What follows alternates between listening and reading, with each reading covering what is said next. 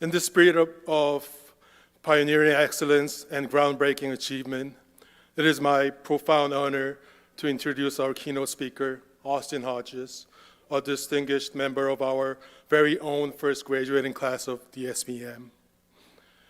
Austin Hodges embodies the spirit of passion that sport product management cherishes. He strongly believes in sport and the power of sport that can change lives. From the first step on campus as a part of the inaugural cohort, through countless hours of dedication to impressive accomplishment as Global Chief Marketing and Growth Officer at Nuna and Head of Global MBA Marketing at Adidas post-graduation. Austin has set a sterling example of what it means to lead with vision and empathy. As we stand on the threshold of tomorrow, eager to carve out our own paths, let us draw inspiration from Austin's journey, from a student in the first class of our esteemed SBM program to a beacon of leadership and innovation in sport product industry. Please join in welcoming Austin, a trailblazer, a visionary, and above all, a cherished member of the SBM family.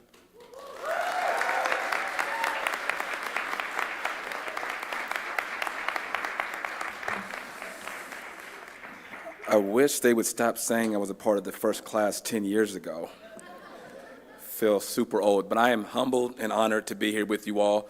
I want to start off by making sure the attention is in the right place, and it's this new class. So everybody here, we're in this building because we're proud of somebody. I need a good round of applause for 5 seconds for this 24 class.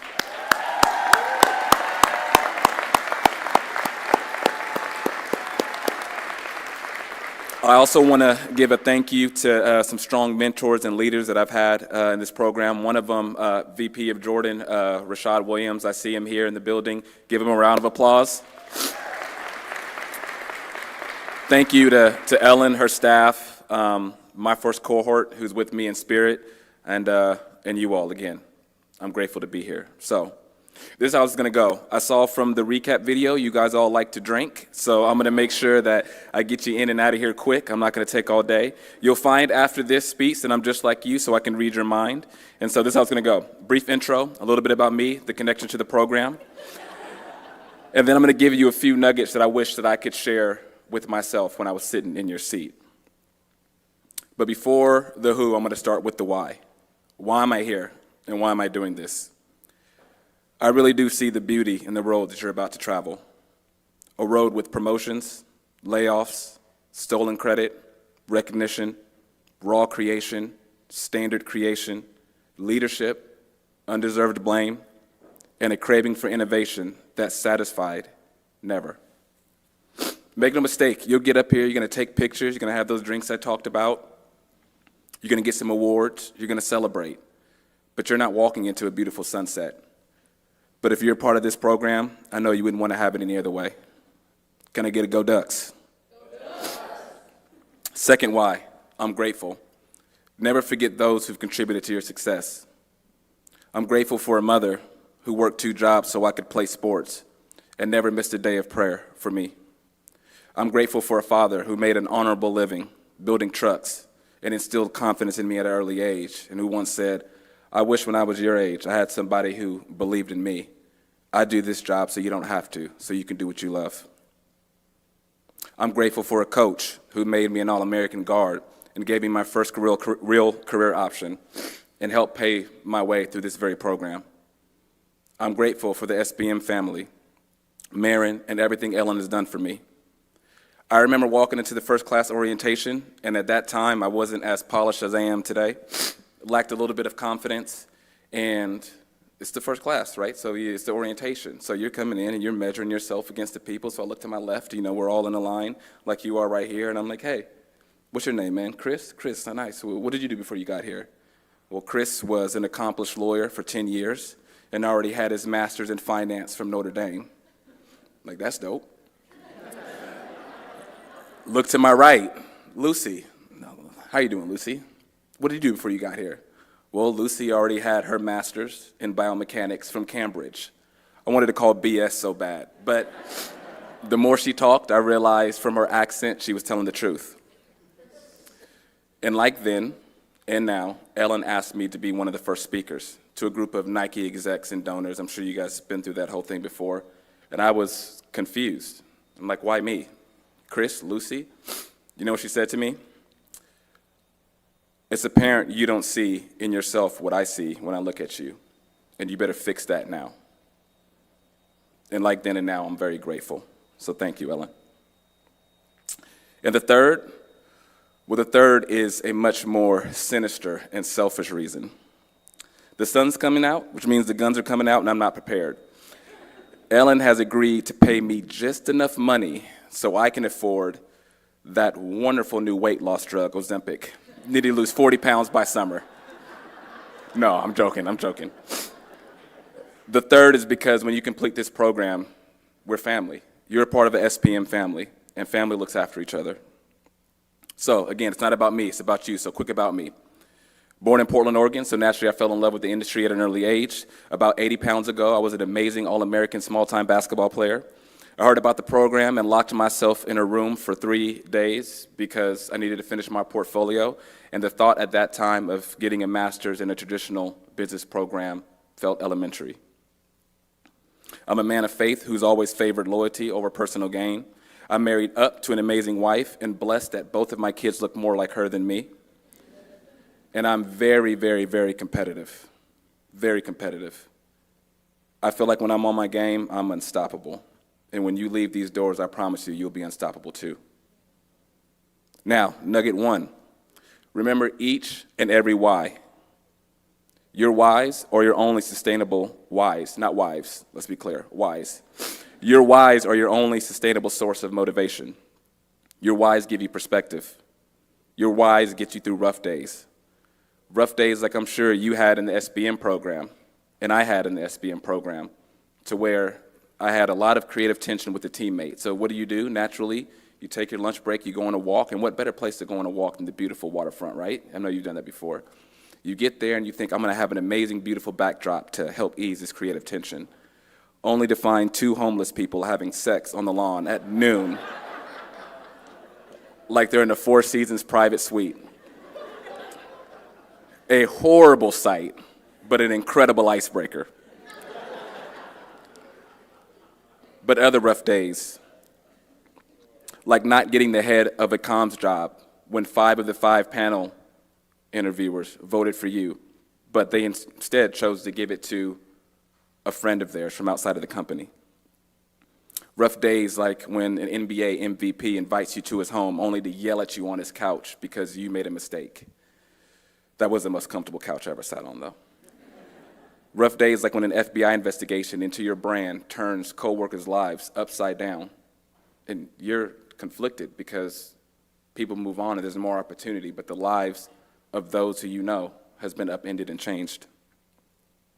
Rough days like having to make the tough call, like firing someone on your team who is a single mother, but there's no other path forward. Rough days like setting a series of business objectives that leads your team astray, and you have to point the finger at yourself. Rough days like when you leave this grad school program and you have $100,000 in student loan debt, and studentaid.gov calls and says, Tuesday, your first payment is due. There's a wise, very much so respected, world-renowned Canadian philosopher. He goes by the name of Drizzy Drake. And he said, I can't even capture the feeling I had at first. Meeting all my heroes is like seeing how magic works.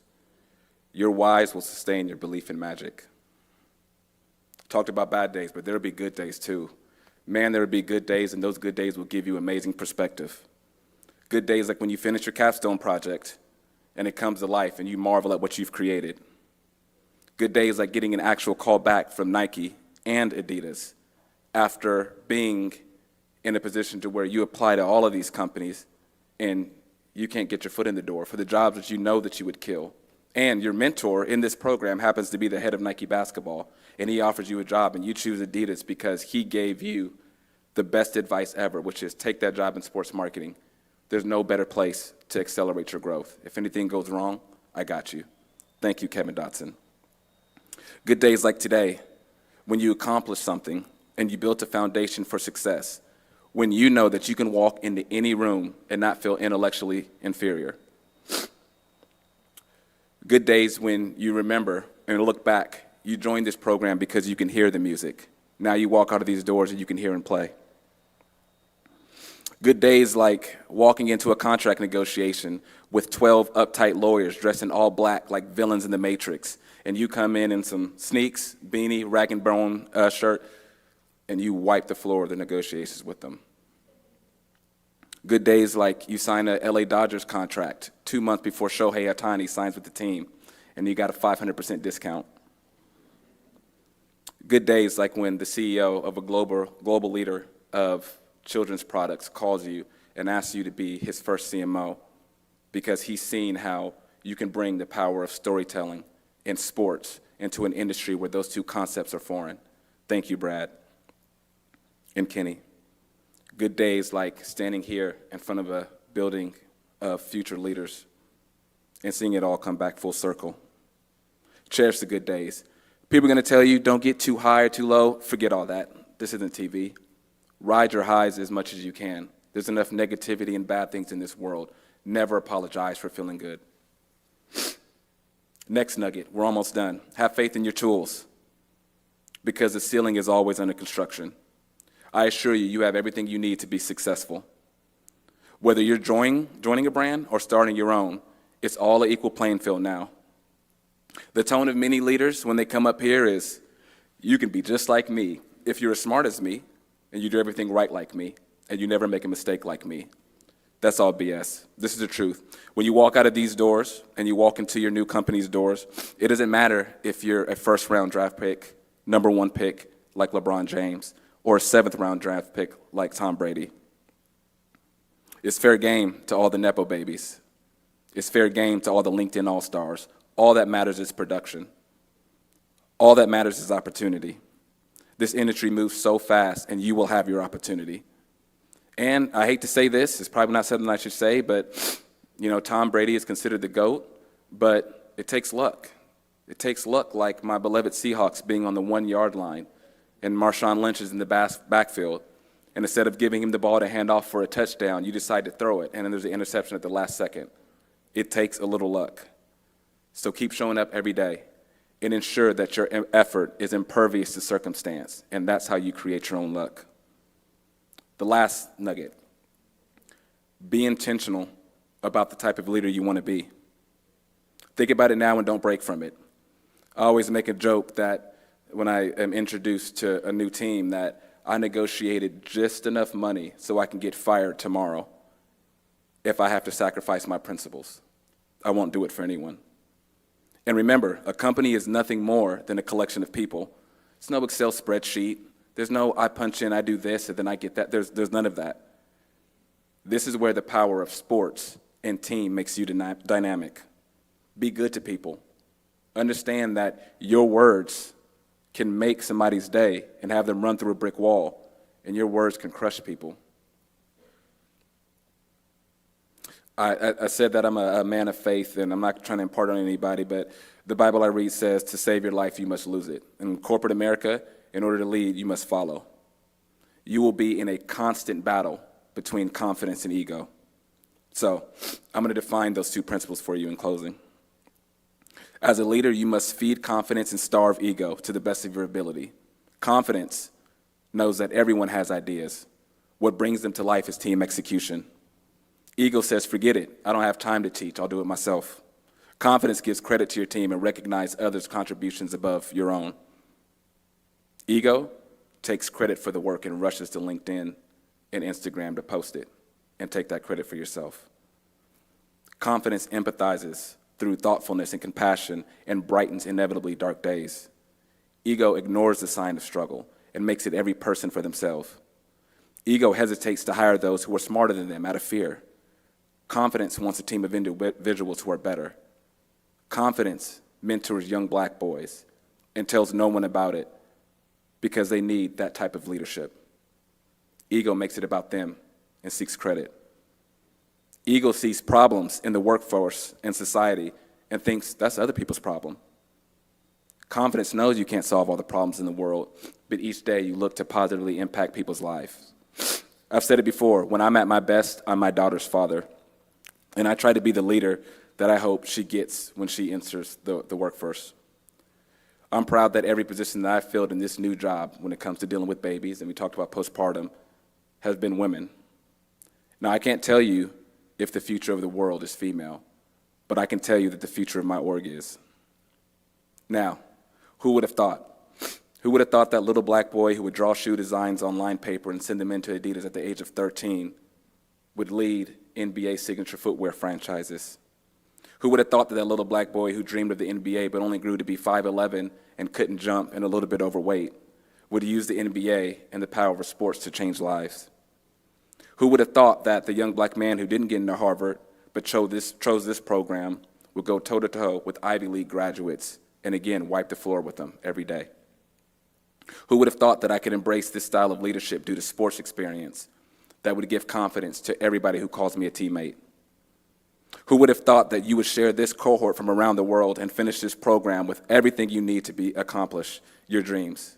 Who would have thought that when you entered this workforce, you would be unstoppable? Think about that. Who would have thought? Well, you're graduating from this program, so I know the answer. It's you. Thank you.